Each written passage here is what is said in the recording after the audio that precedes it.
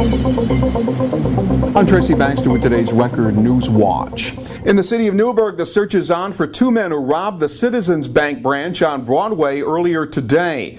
The two men walked into the bank and demanded money. Neither man showed a weapon. They took off after getting an undetermined amount of cash, but a bag of money that contained a dye pack exploded outside the bank. That bag and the money was later recovered by police. The men are described as black males wearing baseball caps, sunglasses, and bandanas over their faces. He allegedly made telephone bomb threats and robbery demands to a number of businesses, including two banks in Port Jervis, earlier this month. Now FBI agents and police officers in Scranton, Pennsylvania have arrested 27-year-old Frank McBride of Scranton on charges of bank robbery and interference with commerce by threats or violence. Among McBride's targets, the Sussex Bank and TD Bank branches in Port Jervis, where threats were made August 1st. The FBI says threats and demands were also directed at banks in Pennsylvania and New Jersey. He admitted to killing 2-year-old Mason DeCosmo. But Milton resident Kenneth Stolley reportedly told police investigators that he was only roughhousing with the child and crushed him to death after leaning on him with half his body weight. That information arose out of an appearance in town of Marlborough Court, where Stolley is facing a second-degree murder charge and is accused of beating the toddler to death when he was put in charge of babysitting while Mason's mother, his girlfriend, Caitlin Wolfert, was at work. Police say Mason DeCosmo was beaten repeatedly over the course of 2 weeks, and during the court proceeding, photos of the child's battered and bruised body were admitted into evidence. Mason's biological parents, Wolfert and Louis DeCosmo, were expected to battle in family court for custody of their other son, 9-month-old Jackson, and for control of Mason's funeral arrangements. Meantime, Stolley continues to be held without bail in Ulster County Jail. Elsewhere, the Highland Falls mom called police. This after learning her 15-year-old daughter was getting texts from a man wanting to meet her for sex. Police investigated the Instagram messages and arrested 22-year-old Alton Gale of Peekskill. He was due to appear in Village of Highland Falls Court today on the felony charge of disseminating indecent material to minors in the first degree, along with endangering the welfare of a child. Senator Charles Schumer was in Bloomingburg this afternoon pushing his call for the Federal Food and Drug Administration to investigate and figure out ways to alleviate the nationwide shortage of doxycycline, an antibiotic used in the treatment of Lyme disease. Schumer says the shortage has driven up the price of the medication, reportedly 10 times higher than it was last year.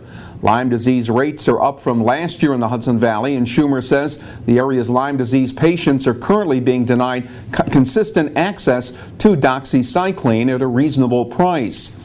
It costs a fortune. This little jar of doxycycline, which used to cost $25, now costs over $250 in most of our local pharmacies. We're not short of it, but we're about to be. But what happens when there's a drug shortage, when our pharmacists can't even get it, is first the price goes up and then they can't get it at all. According to Schumer, there have been at least 12,000 cases of Lyme over the past decade in Orange and Sullivan counties. This was the scene yesterday as an Orange and Rockland utility crew worked to find the cause of a power outage that forced the closing of the Orange County Courthouse building in Goshen. Well, more troubles today. Another power outage, and it's meant the shutdown of the courthouse for a second straight day. Public Works employees were attempting to track down the electrical problem that appears to be within the building. O&R officials say their equipment feeding the building was functioning normally. They survived Beast Barracks, the 6 weeks of intense basic training that an incoming West Point freshman must undergo. And today the members of the class of 2018 took part in the traditional 12-mile march back from Camp Buckner to West Point, marking their official acceptance into the Corps of Cadets. The march back and review took the nearly 1,200 new cadets past the home of West Point Superintendent Lieutenant General Robert Caslin. A number of past West Point grads joined the new cadets in the march back. In the town of Wallkill, police are looking for 3 men who took part in a reported home invasion robbery. Town police responded to a burglary in progress call shortly after 3 a.m. Monday at 945 Goshen Turnpike. There they found the victim, identified as 23-year-old Richard Nicosia, with his hands tied up. He told police he was awakened by someone entering through a window. 2 others, he said, came in through the front door. One displayed a handgun as they removed property from the residence, including an undetermined amount of money. Anyone with information about the incident is asked to call Town of Wallkill Police Detectives. The number is 845-692-6757. Another burglary in progress call, this one Monday evening, has resulted in a pair of arrests in the town of Rosendale, where Ulster County Sheriff's deputies say they've charged a pair of New Paltz residents with felony burglary and conspiracy. Deputies say 26-year-old Jared Mackerill and 19-year-old Dakota Hundley burglarized the residence at the River Road Trailer Park. Mackerill was also charged with providing a false written statement while in police custody. Work to drain Honk Lake in Neppanock was to begin today, a first step in a State Department of Environmental Conservation project to repair the Honk Lake Dam. DEC officials say the crumbling dam poses a danger to people and property. Town of Warsing leaders had questioned the move, citing concerns over the impact on local water tables and nearby wells. The lake's a popular spot for swimming, boating, and fishing.